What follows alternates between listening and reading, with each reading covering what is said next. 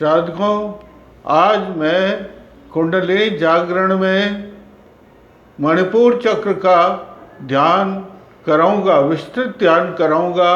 इसमें मणिपुर चक्र का स्थान, छेदन, भेदन और अनेक प्रकार के मंत्र हैं। उन मंत्रों का भी आपको ध्यान कराऊंगा और जितना भी सूक्ष्म से मणिपुर चक्र का वर्णन है वो मैं आज आपके सामने कर रहा हूँ। देखो, आप मेरे इस चैनल को सब्सक्राइब करें, लाइक करें और जो है शेयर भी करें।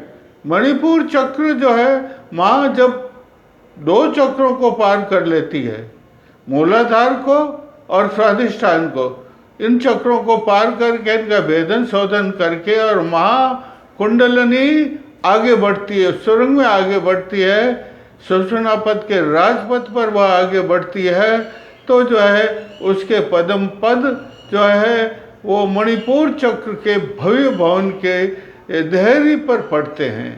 जो ही महाकुंडलिनी चितिशक्ति महामाया के चरण कमल उस भव्य भवन मणिपुर चक्र के भव्य भवन की देहरी पर पड़ते हैं तो उसका जो ताला लगा हुआ है वो एकदम खुल जाता है। विजट की माड़ बंद होते हैं ना, वो एकदम खुल जाते हैं। और इसका जो कमल भी कहते हैं, इसको क्या कहते हैं, मणिपुर चक्र को कमल भी कहते हैं। तो इसके कमल की जो पंखुड़ियाँ नीचे होती है वो एकदम ऊर्ध्वसित हो जाती है और एकदम जो है प्रकाश, एक अलौकिक प्रकाश जिसे कहते हैं, वो अलौकिक प्रकाश इस मणिपुर चक्र के अंदर फैल जाता है।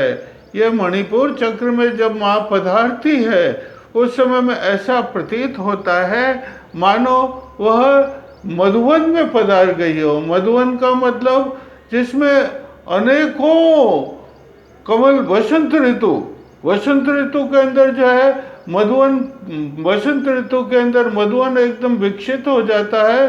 ढाक जिसे किंसुक कहते हैं, किंसुक के पुष्प खुल जाते हैं, उसी प्रकार ये जो है नंदन वन, किंसुक का नंदन वन की तरह जो है दृष्टिगत होता है मणिपुर, और माँ उसमें जो है प्रवेश करती है। या उस समय में माँ के स्वागत करने के लिए कोटि कोटि मणिमाणक के स्वर्णदीप ज्योतित कर दिए गए हो मणिपुर के अंदर। इस और उसका अभिनंदन वंदन करने के लिए कुंडली मात का वो सब दीपक ऐसे प्रज्वलित होते हैं। और उसके अंदर जो है देखो एकदम माँ की चेतना, ये जब माँ प्रवेश करती है तो चैतन्य शक्ति जिसे कहते हैं, वो चैतन्य सुषुम्ना के मैंने 3 नाड़ियाँ बताई थी आपको। सुषुम्ना बीच में, ईड़ा बाईं तरफ, पिंगला दाहिनी तरफ, तो जो है सुषुम्ना के अंदर चेतना शक्ति चलती है भाई। ये सुषुम्ना के अंदर चेतना शक्ति चलने से ये चैतन्य, ये जो मणिपुर चक्र है वो चैतन्य हो जाता है। इसे मणिपुर क्यों कहते हैं? जैसे मणियों का एक गूंथा हुआ हार, माणक मणियों का गूंथा हुआ हार ही ये सुशोभित है तीनों। और उस समय माँ कुंडलिनी चितिशक्ति ऐसी शोभायमान होती है मानो 3 अग्नि, विद्युत अग्नि, बड़वाग्नि, दवाग्नि का तेज उसमें जो है समाहित हो गया हो। या चंद्रकांत मणि, सूर्यकांत मणि और ये जो है वहिनकांत मणि, ये तीनों मणियों का तेज माँ के मुखारवंड पर, मुखमंडल पर और मुख माँ के समस्त शरीर में तेजोमय शरीर हो जाता है। इस प्रकार माँ कुंडली की मणिपुर के अंदर शोभायमान होती है। माँ जब आगे बढ़ती है तो उसका स्वागत 10 अक्षर होते हैं, इसमें 10 दल होते हैं। मणिपुर के अंदर कितने दल है? देखो, मूलाधार में तो 4 दल होते हैं, स्वाधिष्ठान में 6 दल होते हैं, लेकिन मणिपुर में 10 दल होते हैं।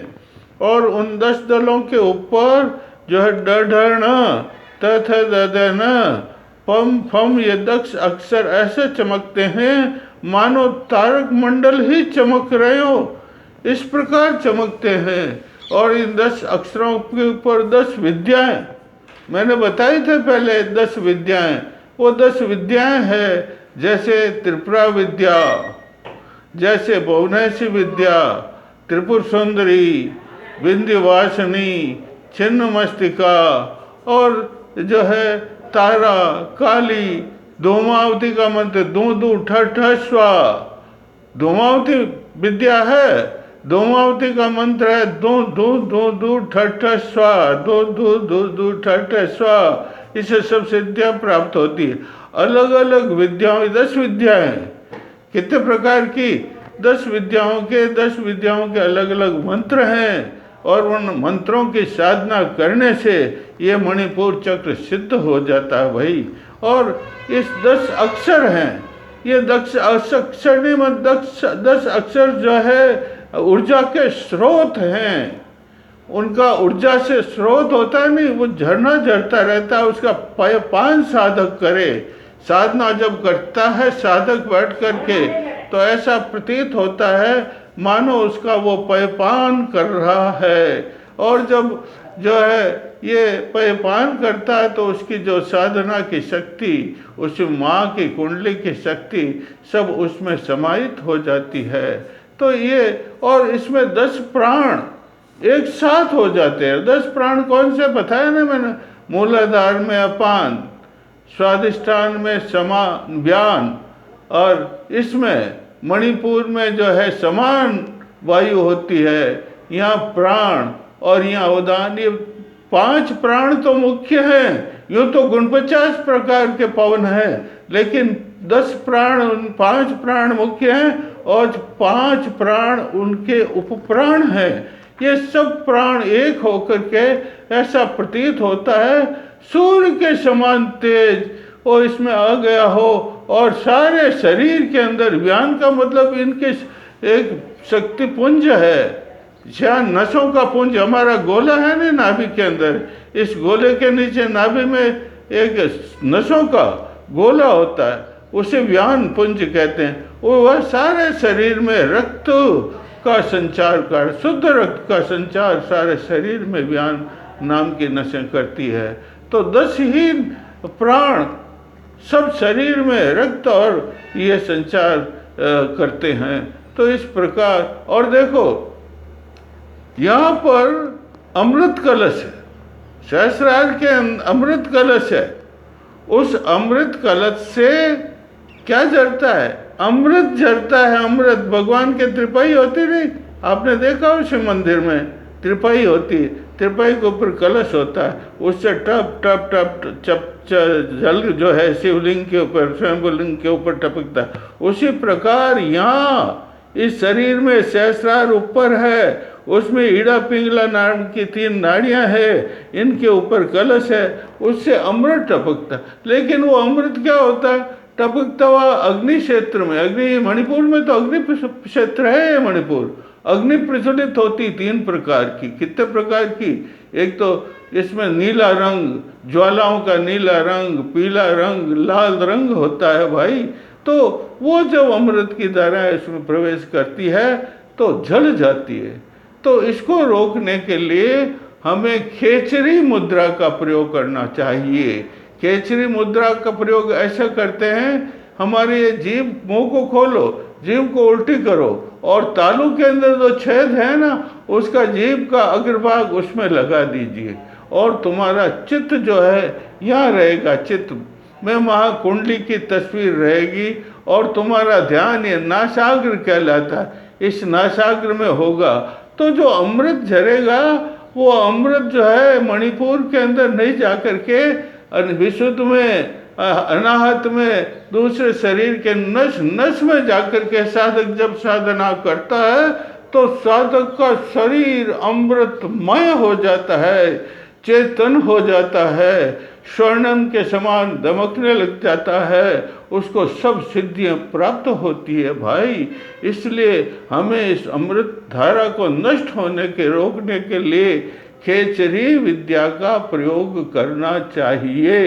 ये खेचरी विद्या है, ये अमृत है, ये अमृत का हमें धारण साधकों का कैसे करोगे? माँ कुंडली की पूजा तो आप करनी ही पड़ेगी, चाहे कुछ भी हो। मणिपुर चक्र के कुंडली का जो है यंत्र मिलता है, उसको लेकर के स्नान करके बैठो, शुद्ध आसन लगाओ, सामने लाल वस्त्र बिछा करके उसके ऊपर कुंडली माता का जो है ताम्र का पत्र का है यंत्र, उसको रखो और शरीर पर जल के छींटे दो, रम रम रम रम चारों ओर लगा दीजिए, और जो है ताकि कोई दूसरी वायु हवा आपको तंग नहीं कर सके।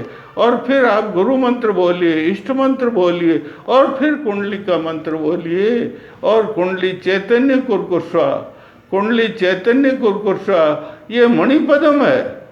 ये क्या कहलाता है? मणिपुर चक्र को मणिपुर पदम भी कहते हैं, मणिपदम भी कहते हैं। इसका मंत्र है मणिपद में हुम। ये जब भेदन होगा इस मंत्र से, क्या एक छोटा सा मणिपद में, आप मेरे इस चैनल को लाइक करें, सब्सक्राइब करें, शेयर करें, तो मणिपद में हुम बोलो। आप क्या बोलो? मणिपद में सीधे, जब तक आप सीधे जो अपने 90 डिग्री के अंदर इसको रीढ़ की हड्डी को रखोगे, पद्मासन लगाओगे, बैठोगे, और तब जो है मणिपद में हुम, मणिपद में हुम, मणिपद में हुम, मणिपद में हुम, ये मंत्र बोलने से ये जो मणिपदम है, मणिपुर चक्र है, जागृत हो जाता रे। मणिपुर चक्र के जागृत होने से इसमें तो 10 अक्षर हैं, 10 अक्षरों के अंदर भी 10 सिद्धियां हैं, और 10 अक्षरों के अंदर जो है बहुत बड़ी शक्ति है, ऊर्जा है, मंत्र शक्ति है। इनके मंत्र भी कल मैं आपको अलग अलग 10 अक्षरों के अलग अलग मंत्र भी आपको कल मैं बताऊंगा। ये शक्ति पुंज है रे।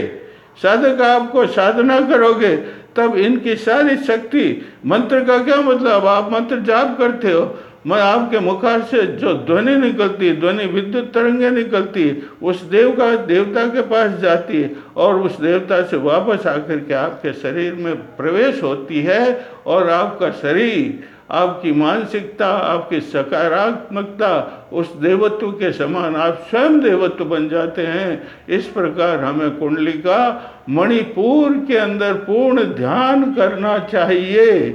आप जो है इसमें बाधाएं हैं भाई, अष्ट सिद्धियां प्राप्त होती। मणिपुर चक्र सिद्ध करने से कितनी सिद्धियां? अणिमा, गरिमा, लघिमा, महिमा, दीर्घमा, ये इस प्रकार की 8 छोटा रूप धारण किया। हनुमान जी जब लंका में गए थे तो माचर का रूप धारण कर लिया था, बिल्कुल छोटा रूप, पूरी लंका में घूमे थे। तो ये सब सिद्धियां प्राप्त होती है, लेकिन सिद्धि में नहीं भटकना चाहिए साधकों। आपका तो ऊपर जाना है, अभी तक तो 3 ही चक्र, अभी 4 चक्र और बाकी हैं, उन पर आपको पहुंचना है। इसलिए सिद्धियों में मत भटकना। आप तो माँ चित्त शक्ति की साधना पूर्ण रूप से दृढ़ से करना। पंतजलि ने लिखा सतत अभ्यास, सतत अभ्यास करते रहिए, सतत अभ्यास करते रहिए, सतत लगातार अभ्यास करते रहने से माँ अपने आप प्रसन्न हो जाती है, प्रसन्न हो जाती है। इसमें लाखनी शक्ति है। कौन सी शक्ति है? इसकी देवी लाखनी है। हमें लाखनी की जो है पूजा किस प्रकार करनी चाहिए ये भी मैं आपको कल बताऊंगा, और आप इसको जो है ये आप